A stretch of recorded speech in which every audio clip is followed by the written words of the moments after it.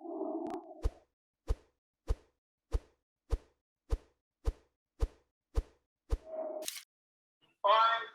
four, three, two, you're live now, you're live. Hi, Bermuda. My name is Andreas Ratteray. Thank you for tuning in to watch Youth Unstoppable. It is my pleasure to welcome Slater Jewell-Kemker, the director of the film we just watched. For 15 years, Slater has been documenting the rise of the youth climate movement around the world. She has strived to include a variety of voices and perspectives. Slater, it is lovely to meet you. And on behalf of everyone here on the island of Bermuda, we would like to thank you for joining us here this evening on CITV. Thank you so much for having me. It truly is a pleasure to be speaking with you, and I'm really excited that that young people and folks in Bermuda can watch the film. I mean, it's a bit mind-blowing to think of how many different people are seeing it now. Definitely. And I would love to ask you some questions about the film and about your perspective on being part of this movement. But before I get into that, I actually just want to ask you a couple of personal questions. So the first one is, I'm curious. So being a storyteller yourself, I'm wondering, what are some of the stories that inspired you to become a storyteller? I heard in the film that you said both of your parents were filmmakers. So I'm curious what that was like, and if there were any specific stories or storytellers that really fired you up and made you want to become a storyteller yourself. Definitely. Well, as you just said, both of my parents were filmmakers and storytellers and involved in journalism in the kind of early days of the internet. And so I grew up with this sense that I could make media that had an impact on the world around me. But at the same time, I loved film. It felt like this ability to almost write a love letter to humanity and to the things around me that inspired me. And so a lot of my early influences were really just the people that I knew that were friends of my parents, who trusted a little kid to hold their camera, to be in these kind of professional situations, to ask them questions. But I think to answer your question in that way, one of the biggest things for me that was important and what let me kind of run with the idea that I was a storyteller and that I was a filmmaker even when I was a kid is this idea that the answer is always no until you ask. And the world is full of stories. I mean, it's how we as human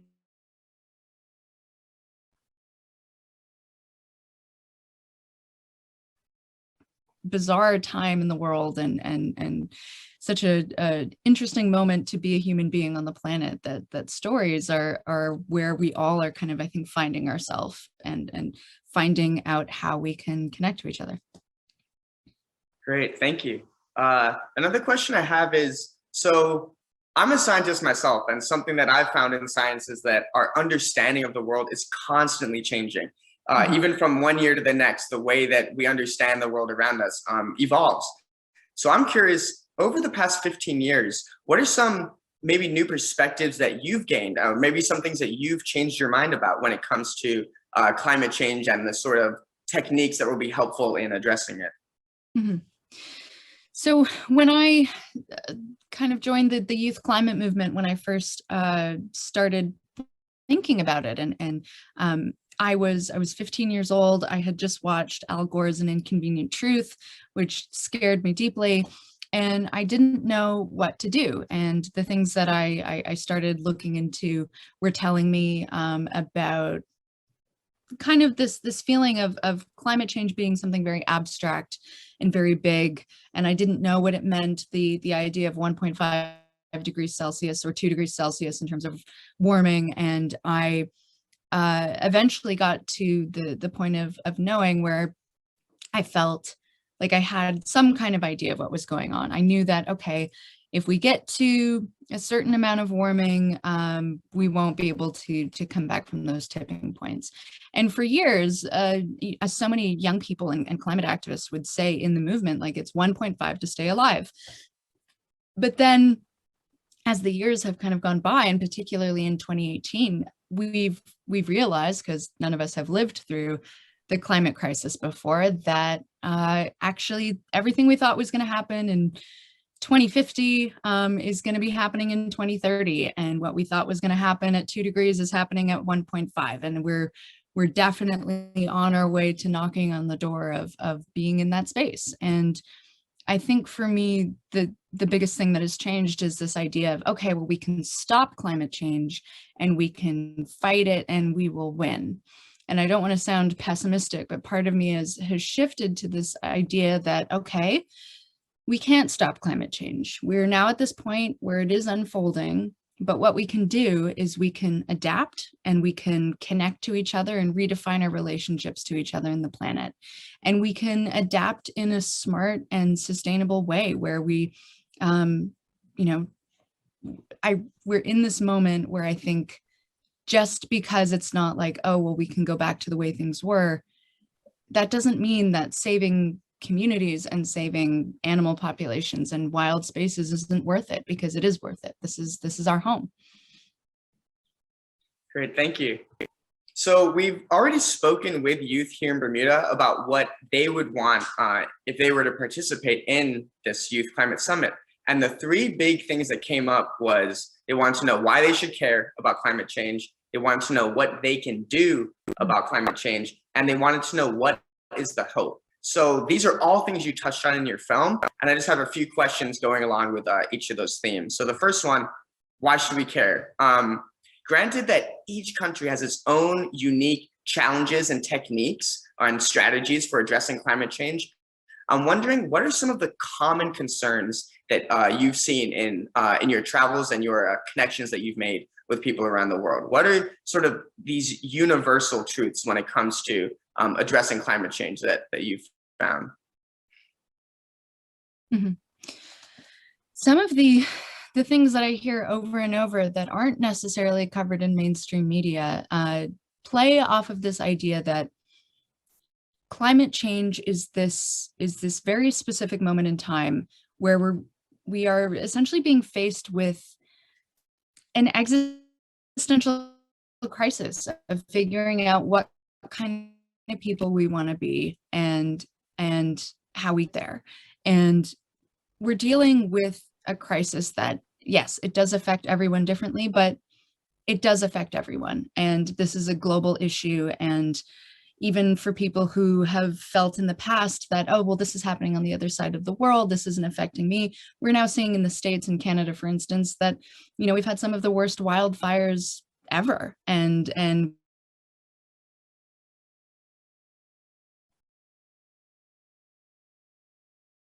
it isn't just an isolated incident, that there are many things and many parts of this that are connected. I think why we should care about climate change and why we should care about the climate crisis is that this is the rest of our life to start with. This is going to impact every part of what we think of as our future. But also why I think we should care about climate change is that it's giving us this opportunity to rethink everything. And climate has an impact on education. It has an impact on human relations, food security. It pretty much any major issue that you can talk about or think about in the world at this time is somehow connected to the climate crisis, because it's so global and it's so big. And on a personal level, when I think about it, I want to know that I did everything that I could with the knowledge that I had to make sure that my kids and that the people I care about will be okay, because it is a bizarre and nerve-wracking time, and a lot of people don't know what to do, but we can move forward together if we listen to each other and we hear each other's stories. Yeah, it's almost as if, and I think the COVID pandemic also brought up the fact that we got a lot of loose ends as a society, as a species, a lot of things that we need to address. Everything you said, food security, education, and climate change is almost that brings it on to a point. Like it allows us to focus on sort of one of those. It sort of, brings everything together in that sense. Moving on to this idea of people asking, what can I do? I will admit that I've also, I'm guilty of just having those thoughts of, oh, just somebody tell me what to do. Just tell me what to do and I'll do it. Give me a list of 10 things and I'll do those and then check that off and feel good about it. But I'm at the same time hoping we could maybe reframe that question. And instead of just giving people a list of things to do and having people just ask, well, what is the best thing I can do? I'm wondering if maybe we could start to ask what tools are available. So instead of saying, what exactly are we going to do? What is going to be the solution? Can we maybe begin to ask, what tools are available for us to solve this problem? So I'll put that question to you. Certainly, as one example, you found media to be an asset that you can use in terms of messaging and making connections. I'm curious, what other assets do you believe are available, especially to youth who are watching this right now? What assets do they have at their disposal that they can use to start making better choices today?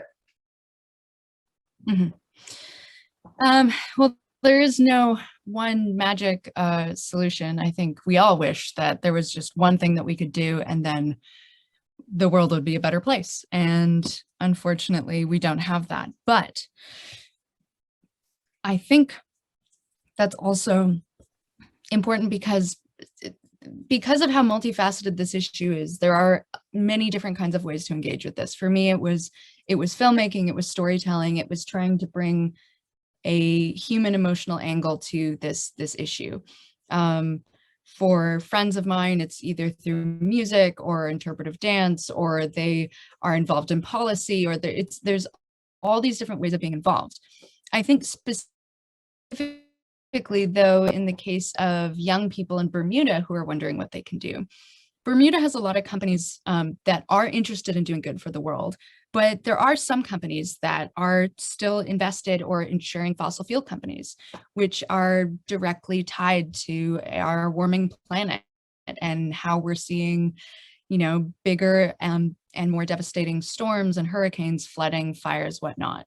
And so we need to be able to take the steps necessary for our society to move away from fossil fuels and to embrace more sustainable energy. And so one of the things that young people can do in Bermuda is they can write letters to the CEOs of these companies that are based in Bermuda.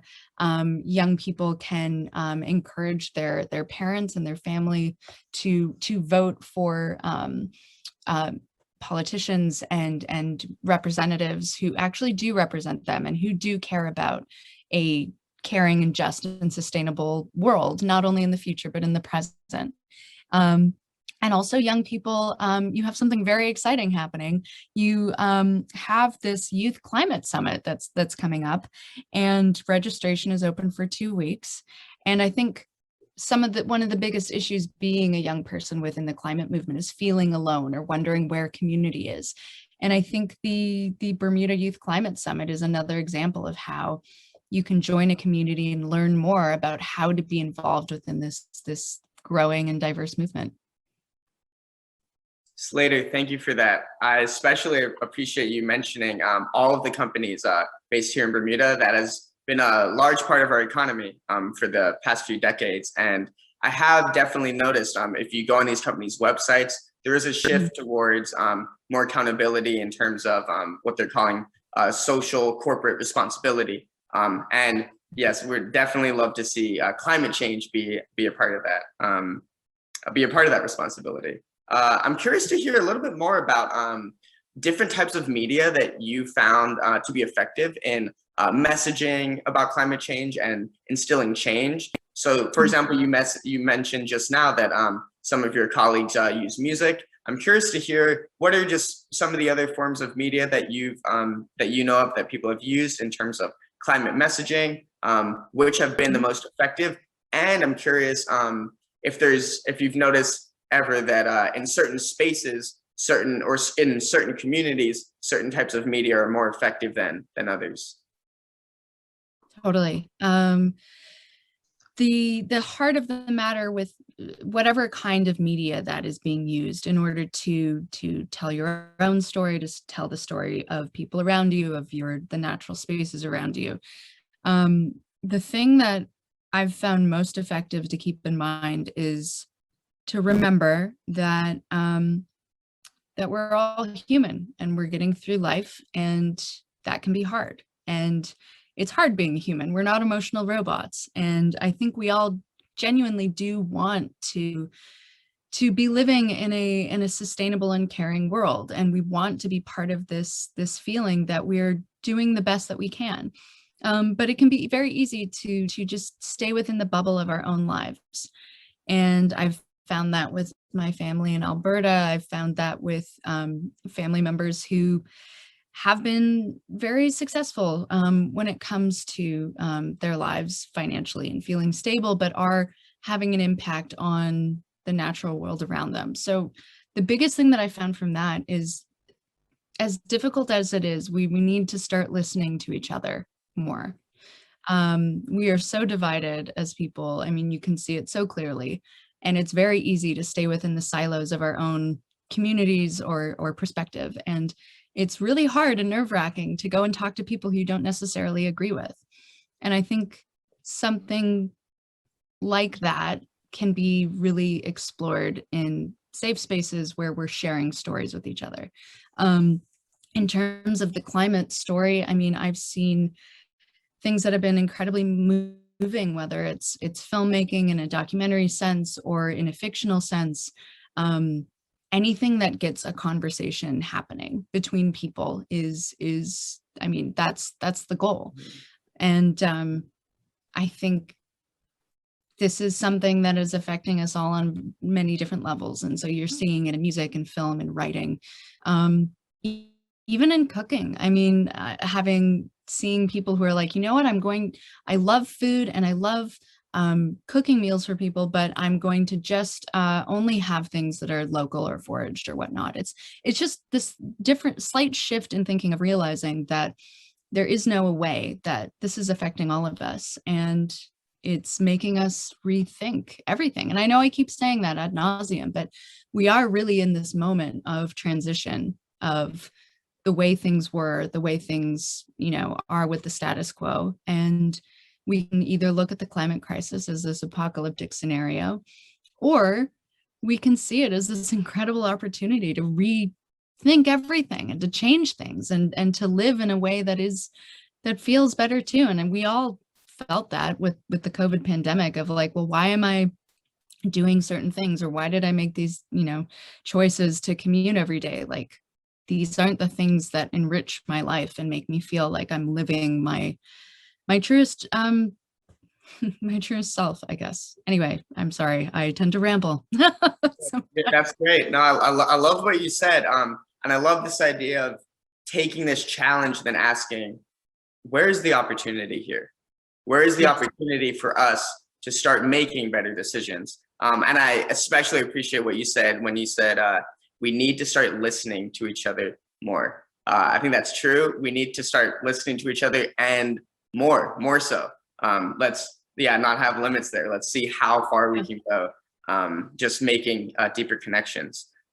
Sort of transitions to my next question. I'm curious to know, in your experience, you've probably seen certain situations where the climate crisis has galvanized community action. And I'm sure you've also seen your fair share of people being complacent and not doing things. So I'm wondering, in your experience, what sort of things tend to shift the needle to push a community from being complacent on an issue to taking action to address it? Well, I think it depends on the community. Some people, it's this realization that the people that they love are affected and that their kids are going to be affected by this. For some people, it's realizing that they can be part of a transition in energy and maybe be better off, that financially, for instance, I think of my friend Kyle Gracie in Pennsylvania. His community went from being a coal mining town to producing wind turbines because it was cleaner, they were healthier, and they were producing energy that was actually not harmful to the environment or to their environment. And so sometimes it's really just remembering that this doesn't have to be, oh, we're giving up all of these things, or we're giving up convenience, or we're giving up a modern lifestyle in order to shift. It's really just